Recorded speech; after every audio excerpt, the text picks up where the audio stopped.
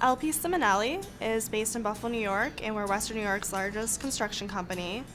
We have approximately 300 to 500 employees. I'm really looking for, from the IT perspective, is to get a central point of storage where I can control the documentation, where I can control the content, have everyone put all the information into a central location where we can share it out, control permissioning, versioning, that type of thing.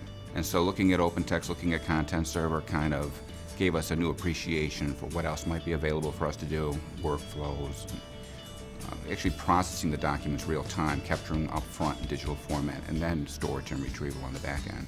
We're using Content Server as an enterprise-wide document control management system, and currently we just have it for our job sites, and so they're storing all their documents in a central repository.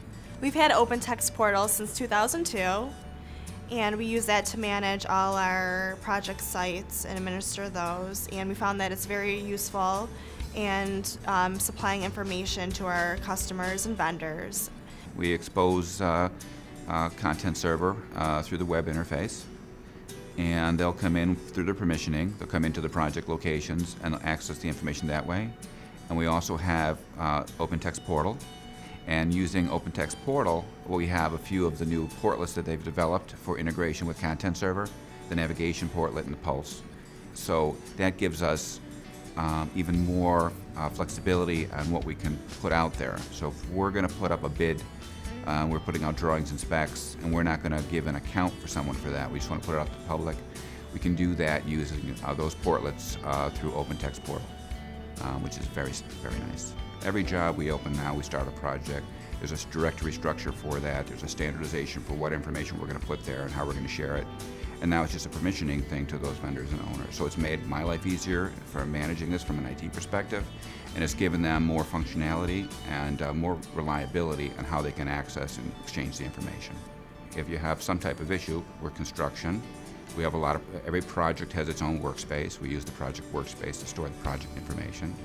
So by placing it all there, if there's an issue later, a legal issue, or any issue regarding a project, we can go back to that one location. We don't have to look through who was on that job. Let's open up their mailbox. Did they save things properly? Instead, everything's in that single point. So I know that's a very simplistic answer because we haven't gotten into larger issues or those features that are beyond that at this point in time.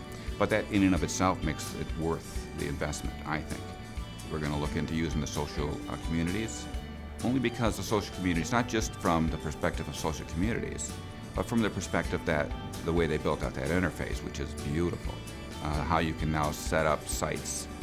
If you know Portal and you look at social communities and you look at the demonstrations that they're doing, you realize what's going on behind the scenes.